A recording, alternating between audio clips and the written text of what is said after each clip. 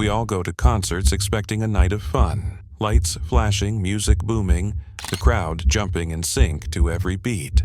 But sometimes, what's meant to be a celebration turns into a nightmare. Behind the cheers, there have been moments where things went horribly wrong. Chaos, tragedy, and heartbreak right in the middle of the music. In this video, we're diving into 5 of the most disturbing deaths that happened at concerts.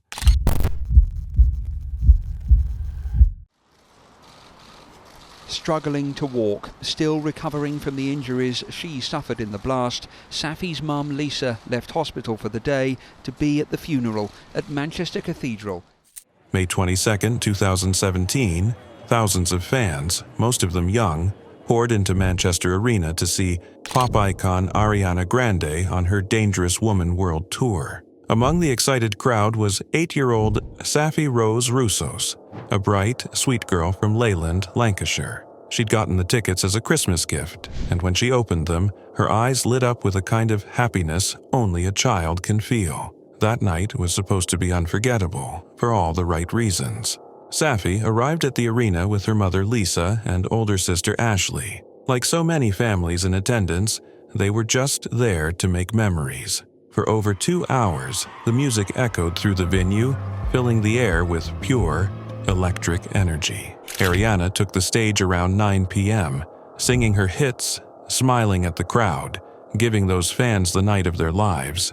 But joy, sometimes, is just the silence before a scream. As the concert wrapped up around 10:30 p.m., the crowd began to flow toward the exits. Safi, her mom, and her sister were in the foyer, the city room, ready to meet her father and brother outside. She was still beaming, still riding the high of the show. She couldn't wait to tell them all about it. Then, at 10:31 p.m., everything changed in an instant. A man named Salman Abedi, carrying a homemade bomb weighing over 30 kilograms, detonated the device right there in the city room. Packed with nails, nuts, and bolts, designed to maim, not just kill, the explosion ripped through the crowd. Glass shattered. Screams pierced the air. People ran in every direction, slipping in blood, tripping over debris, frantically searching for their loved ones. Safi had been just 5 meters from the blast. The force threw her to the ground, separating her from her family. Her small body was mangled, multiple fractures, her legs twisted at unnatural angles, deep shrapnel wounds. Yet somehow, she was still alive. She was conscious, in agony, but alive. Witnesses would later recall seeing her try to lift herself up with her arms. Minutes ticked by, 26 of them to be exact, and Safi was still there in the wreckage. A member of the public stayed by her side, and she managed to whisper her name. Arena staff, police officers, and brave strangers tried to help, but no paramedics arrived. No one applied a tourniquet, no leg splints.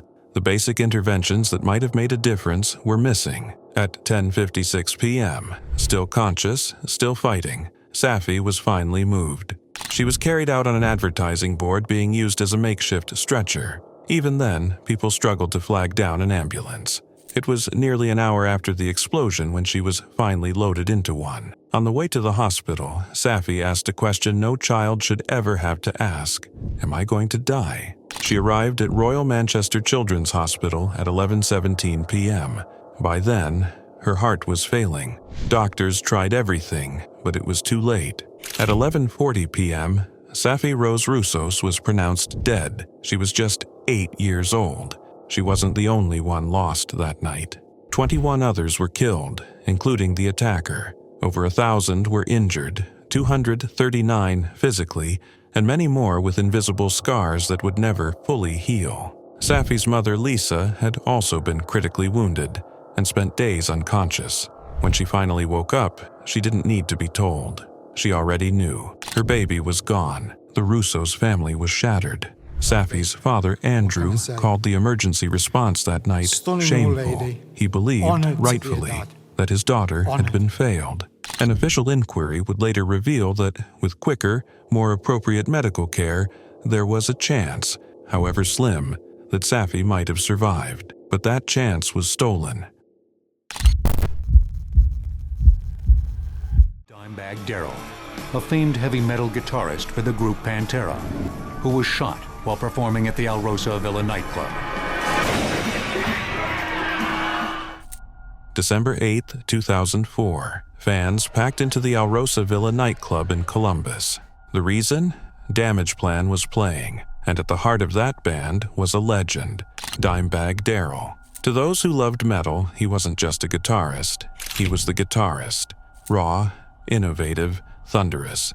The kind of player whose riffs could melt your face off and then make you feel something deeper a second later. Earlier that day, everything had gone smoothly. The sound check was solid. Dimebag, always gracious, went out of his way to thank the club's owner. He and his brother, Vinnie Paul, had built their legacy with Pantera, and now they were chasing a new chapter with Damageplan. They weren't just performing, they were rebuilding, reigniting their passion for music.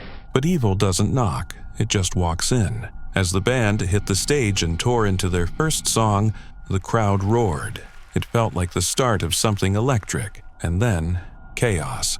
Out of nowhere, a man in the crowd pushed his way toward the stage. No one stopped him. He had snuck in through an unsecured side door, unnoticed, undisturbed. His name was Nathan Gale, a former Marine, a disturbed man battling schizophrenia, and he wasn't there for the music. Without warning, he pulled out a 9mm semi-automatic pistol and raised it toward the stage. Before anyone could scream, before security could react, shots rang out. Dimebag was hit in the head multiple times.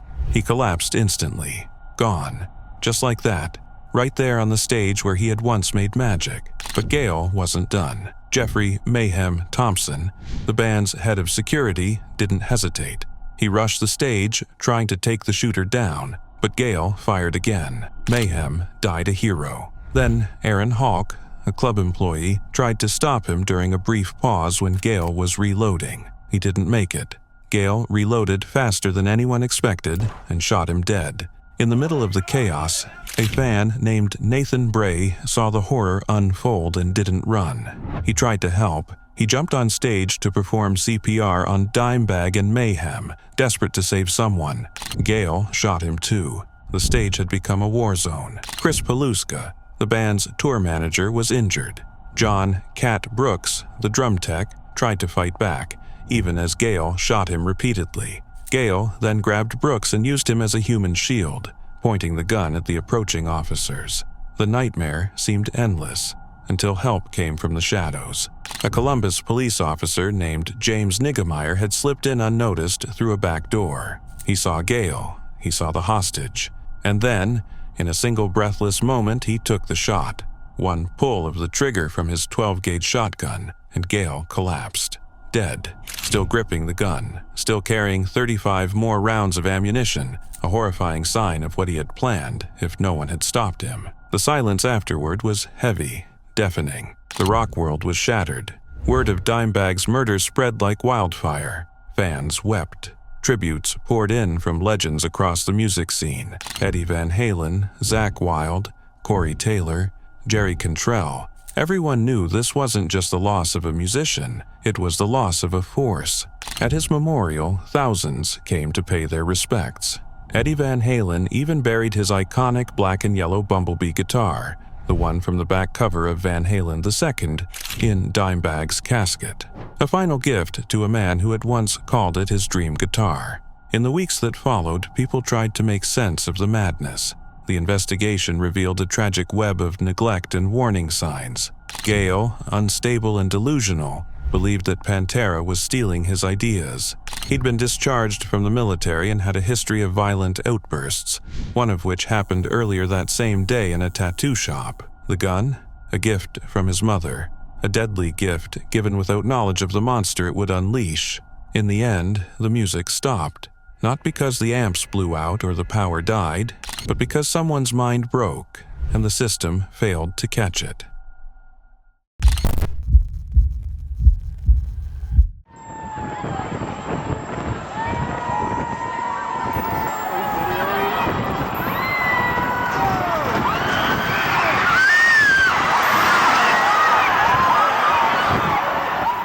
It was August 13th, 2011. At the Indiana State Fair, thousands gathered in anticipation of one of the fair's biggest events, a live concert by country pop duo Sugarland.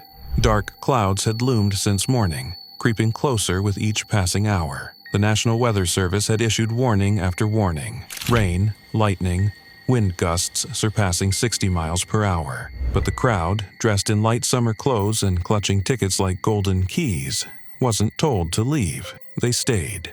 They waited. Behind the scenes, concerns had risen. At around 8 p.m., the fair's top officials met to discuss the storm. They knew it was coming. The signs were clear, and the forecasts were growing more urgent. But the decision was made to press on. Sugarland's management agreed to a brief delay, just 5 minutes. The show would go on unless the weather became undeniably worse. No one in that room realized just how little time they had left. At 8:39 p.m., a severe thunderstorm warning hit. Winds of more than 60 miles per hour were on the doorstep, but that alert never reached the people who needed it most. No immediate order to evacuate was given. No one sounded the alarm. The opening act, Safiya Rousos, had already performed and exited. Now, fans waited for Sugarland. At 8:45 p.m., an announcement echoed through the speakers. A storm was approaching. The crowd was told how to evacuate if necessary, but it was a suggestion, not a command. People stayed hesitant, unsure whether to move or stay rooted to their spot. Then, at 8:46 p.m., the wind hit. A blast of violent air tore across the fairgrounds like an invisible freight train. The towering stage structure shuddered, then groaned, then gave way. The roof collapsed. An avalanche of steel, cables, and equipment, nearly 70,000 pounds of crushing weight, falling directly into the crowd. Screams pierced the air. Panic erupted, and in the span of seconds, celebration turned to catastrophe. Beneath the twisted wreckage, people were trapped. Within 20 minutes, rescue teams had pulled the last survivors from under the rubble. But for some, it was already too late. 7 lives were lost. 4 people, Tammy Van Dam, Glenn Goodrich, Alina Big Johnny, and Christina Santiago, died on the spot. 3 others, Nathan Bird, Jennifer Haskell, and Megan Toothman, clung to life but succumbed to their injuries in the days that followed. The youngest was just 22, the oldest 51. One was a stagehand. The others had simply come for the music. Another 58 were injured, some critically. The stage hadn't just collapsed, it had crashed down with a fury, sending shattered beams and equipment into the crowd like missiles.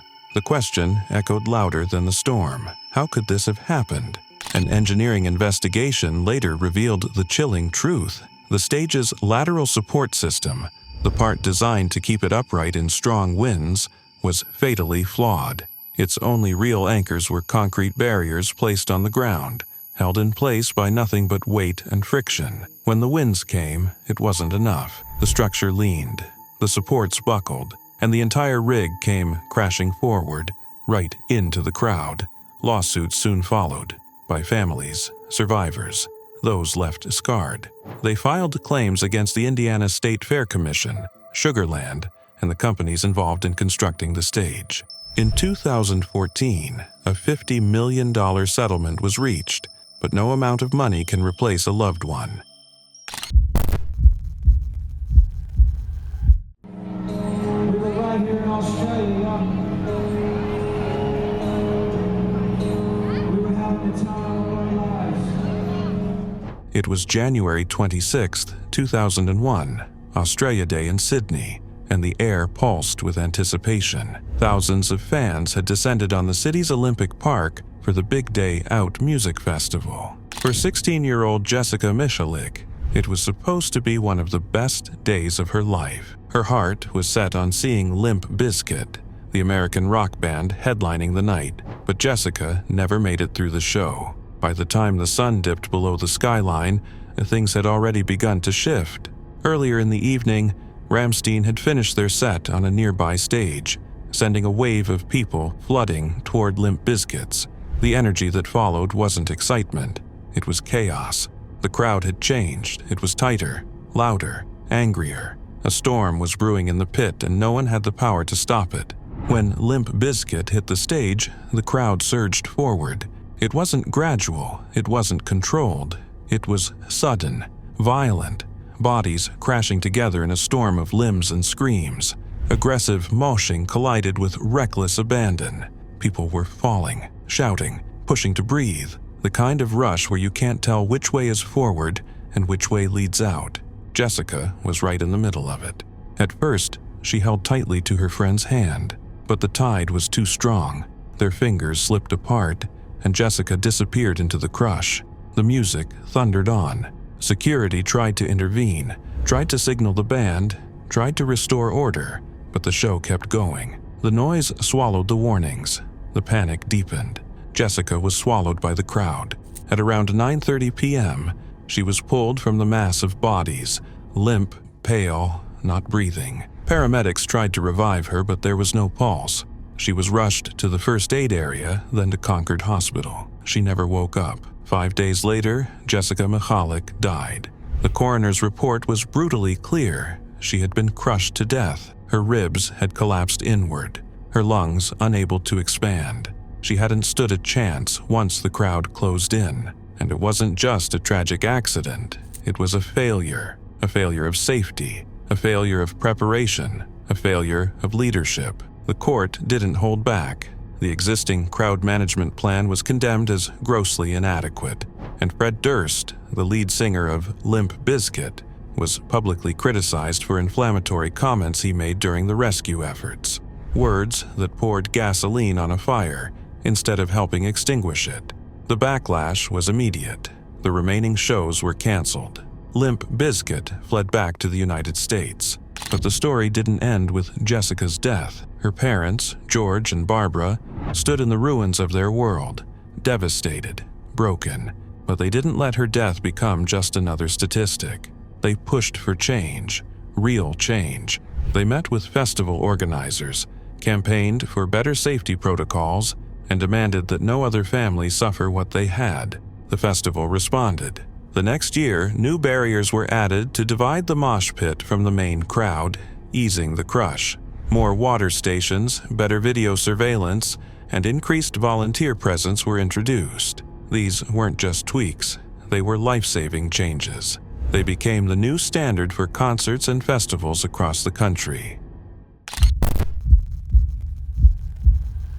Unfortunately, many of them would end up remembering the event for all the wrong reasons.